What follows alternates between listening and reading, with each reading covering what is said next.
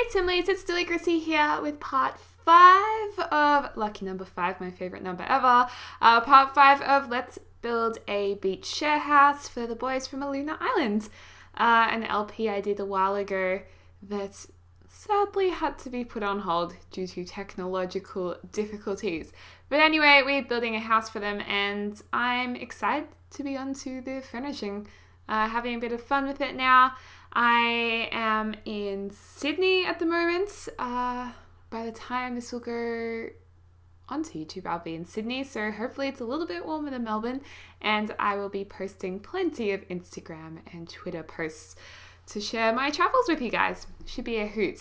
But anyway, we're working on the entrance now, and before we finished up talking about the lamps that I love in this, these lamps I'm pretty sure are from Roaring Heights because they look very 20s art deco to me, and yeah, I think they're really cool. I love that you can change the color of the actual light, so it's that really vibrant, rich orange color. I think that goes really nicely in this house. It's got that industrial influence, which is definitely a theme we're working with in this build, and yes, it is looking nice. Popping on testing cheats enabled, true, because we want to get by debug mode up. And this takes a little while because I'm searching for the motorbike. You know how you can get that really snazzy, badass motorbike from by debug mode. I thought it was from by debug mode you could get it. I've got it before. And that robot that's made out of scraps is totally cute, so I put it at the front of the house.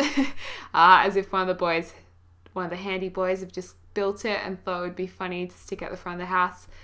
That's something that my guy friends would probably do. I'm not gonna lie.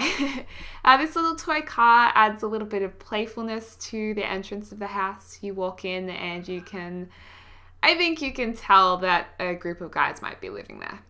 And these are just some little knickknacks we're pulling out by debug mode as well. But I couldn't actually find that motorbike in the end. I don't know. Was it not in motorbike mode? I mean, no, motorbike mode. Is it not in by debug mode? I don't know. And this is really cool. This glass utensils holder is so pretty, and I believe it came from the glass blowing store set, which was very generously gifted to me. Thank you so much. And it was really cool to see in by debug mode all these different glass pieces. They're just so beautiful, and there is a glass screen and a glass chest set, which is pretty awesome. We're grabbing out a lot of into the future posters, space posters. I thought that they could look really nice in the house, and I love next to the front door that we have a tent there, which will be a bit of fun if the boys want to camp out on the beach. But I love that moon poster at the front door. I think that is very dope. And here's the glass screen. I think it's so cool. What I want to do is put the shower behind the screen so that looks like it's the shower wall. I'm sure we can change the colors of it, so we'll change it up probably in the next part. But the best that I could find was this scooter from World Adventures, and I think it's cute, a Vespa scooter. How many of you guys have Vespas? Because I would love a Vespa. I'd love a cream one or a pastel blue one. Oh, maybe a pastel blue one would be very nice. And they're just so cute and so styling. I love them, but very European. You don't see too many of them in Australia at all. But when I was in Italy, it was like Vespa heaven. I loved it. And I was actually, because I went to Italy with uni, I was meant to go to a Vespa museum where you got to see heaps of different ones. But unfortunately, I was sick that day, so I didn't even get to go see them. So that was a bit disappointing. But yeah, still searching for that motorbike. I'm really searching very hard now. I was like, oh, what's that? Like a manhole thing. But I don't know why I accidentally pulled out that kids thing. Oh, but there is the glass chess table. How cool is that? How cool would a glass chess table be? I think that would be so Wow. So cool. Working on the carport here, I thought this is a guy's house. They need to have some cars, boys and their cars. It's very interesting. I don't know why so many guys just love cars. If someone could explain that to me, I would please enlighten me, because I don't get it. One of my guy friends isn't into cars at all, though. He really couldn't care less about cars, but a lot of guys seem to be very into them. We've got the little Vespa there. We're going to make it black because I was about to say black motorbikes go faster, but that's red motorbikes go faster. I don't know. We're just going black for chicness. And that car there in the carport that's half built, that is from Roaring Heights. And your Sims can work on that, building it and fixing it up. It's a fixer-upper car, and then they can sell it for quite a bit of simoleons. You can do very well fixing up those cars if your Sim has the handiness skill for it. The rug in the entrance is just very simple, very plain. I didn't want it to take away from anything else in the house, so we keep that nice. And a telephone there is always helpful with some security. Keeping in mind, let's say this house is owned by the Valentines, which is one of the boys' parents, and so the boys are maybe renting the house off them. So that's why the house is very nice. Usually you, as a young adult, well, some young adults might be in a very lucky position, but most of the time, you can't afford to live in such a glorious house, especially one sitting right on the sand. So these boys definitely got lucky, definitely have the right connections. So most of this is furnished probably by the Valentines. However, their bedrooms and a few of the knickknacks, I'd say the boys have put in themselves. And when we do get to the man cave, I have no idea where this man cave is going to be, but when we do figure out where it is, we will definitely make sure a lot of the furnishings are a little bit more tacky in there, a little bit less sophisticated perhaps. I think Horn said that a tacky man cave or a junky man cave would look good, so I think that's a great idea. So these shelves, we're going to put some into the future shelves on top of them. Wow, I took a long time to find those into the future shelves then. I think I was struggling with the filtering. But we're popping these shelves into the other shelves for the purpose of being able to stack objects on top of them to make it a little bit more lived in. And I will say that this electric blue wall is changed to a different color at the very end. And I'd love to know your feedback on that, if you guys prefer the electric blue or if you like the new color, but we'll get to that soon. But yeah, I think these shelves are pretty handy. I don't use them enough. Did they come from the Town Life stuff pack? Possibly, I'm not sure, but I just haven't used them really at all. So good to experiment with them, I guess. What I was going for here is trying to create a TV cabinet, a custom TV cabinet underneath the TV space where all the storage can be. So we do put quite a few of these shelves in. We experiment with layering some other shelves with move objects on. But it just looked really cluttered in my opinion. So we don't actually do that. We just put another row of them above. And yeah, I think it works quite well. I don't know, it's just such a shame that all the book graphics are exactly the same every time you place it. You know, when you place the plants and how they change in scale and size a little bit and in texture a little bit, so if you put the same plant down multiple times, it doesn't look like the exact same plant. I wish they did that with bookshelves, so they'll just shuffle the books every time you place the shelf. That would be really handy. I would definitely like that. And all this effort we went to dragging out all of these random objects in the last part, it's just like none of them or only 2 of them would actually fit on the shelf, which is pretty annoying, or fit on the shelf in a nice manner in any case. So bit of a kill buzzkill. I can never remember if it's kill buzz or buzzkill. I don't know why I struggle so much, but I always just say kill buzz buzzkill, so I can't get it wrong.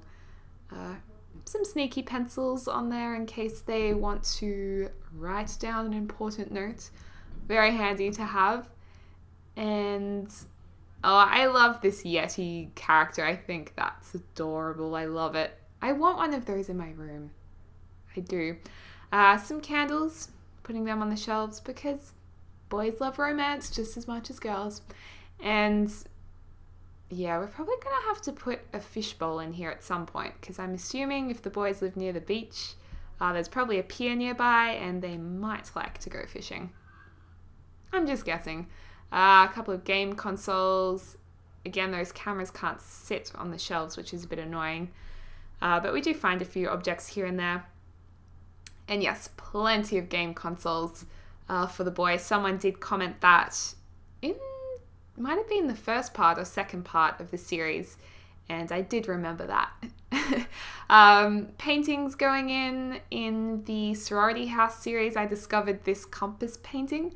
I didn't realize it was interchangeable, that visual, so that was a good find, and I thought it was perfect for this house near the beach.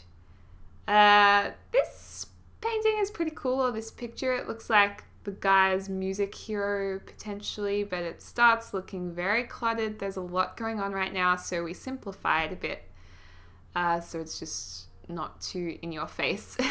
So yeah, we delete a couple of things. And I think it's working. I don't know if we should... I mean, I like having the stacked shelves. I think the stacked shelves look nice, having 2 rows of them. But then I'm not sure if it would look better if we just had the row along the bottom of shelves and not the rest. I don't know. I'm not sure. I'm undecided on this. But I do love that exit sign. I used to use those a lot when I first started building on YouTube in starter homes and things like that because they're really cheap if you're building on a budget. So we did recolor that. Looks like a stolen sign. Maybe one of the boys picked up a sign from somewhere, decided to put it in their house. I actually have an obsession with signs and street signs. I love them. I have several in my room, actually. Putting a mirror up here. This mirror looked very dirty, so we don't go with that one, but we go with this nice elongated one from the base game. Can't go wrong with it. It's a staple. I love it very much. And moving some of the objects out of the way so we can actually see what we're doing. I do love that little white table, especially next to the red box. I think they complement each other quite nicely. And one of the funnest bits in building in The Sims doing interiors for me is picking out the couches. We go with this couch. Oh, what's it called? I've just had a memory blank of what that style of couch is called. Oh, that's going to bug me now for ages. But we make it black leather. So looking very boss indeed. So yeah. Oh, Chesterfield couch. Chesterfield, I believe it's called. So yeah, very nice. It doesn't take away from that feature wall at all. But those couches look very suave, in my opinion. I do like them a lot. And I like the contrast between the wall, that bright, vibrant color, the floors, and then we have the black couch contrasting to that very white table. So I thought that looked quite nice. I think we actually end up getting rid of that painting and a couple of other things. It just was looking a little cluttered, in my opinion. So we get rid of those bits and bobs there. Try layering these circular tables in the middle, but they just look a little bit too high, unfortunately, for the height of the couches. And we pick out a nice glass coffee table, which isn't going to take away from anything, so that's good. This one from the store is very handy. They're really awesome to layer as well. I love layering them on top of one another, crisscrossing them over. And the thing with the glass top, you can layer really easily because it won't glitch out visually, which is a good thing. A good thing to keep in mind. And what am I grabbing? Oh, they have 2 fruit bowls. These boys love their fruit, which is a good thing because fruit is delicious.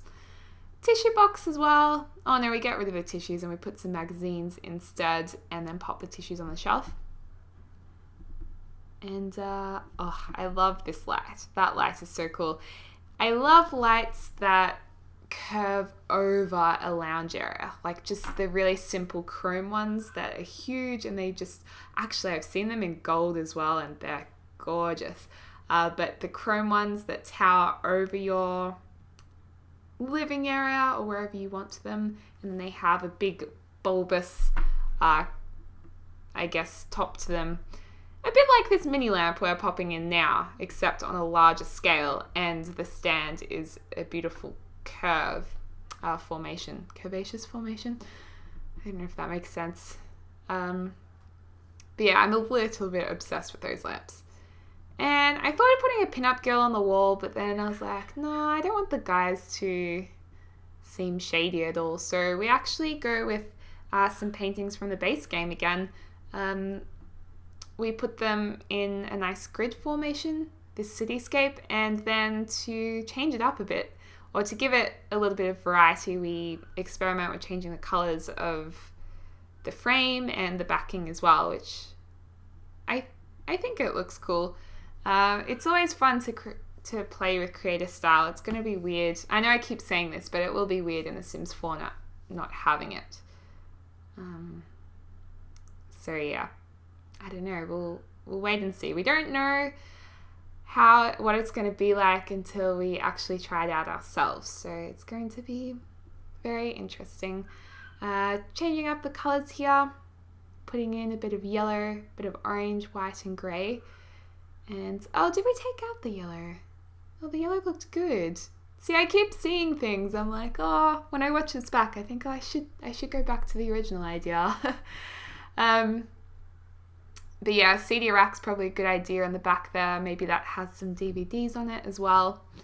And moving some of those objects out of the way, I think that might make it easier for you viewers to see what we're working on as well.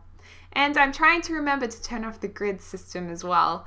I always forget the grid when I'm working on a house. It doesn't bother me, but a few of you guys have mentioned that you rather it off, so I did turn that off for you. This is when we change the colors of the feature wall. I really like what we end up with, but let me know if you prefer the yellowy color or the electric blue. And but I'm loving the yellow. If you know me well, you know that I love yellows and greys and oranges and greys. I just think it looks very nice. And I like how it ties into the painting on the other side of the room as well. But of course, once we changed the wall, we had to go back and slightly change these paintings. I don't even know if we changed them that much, but I figured we should.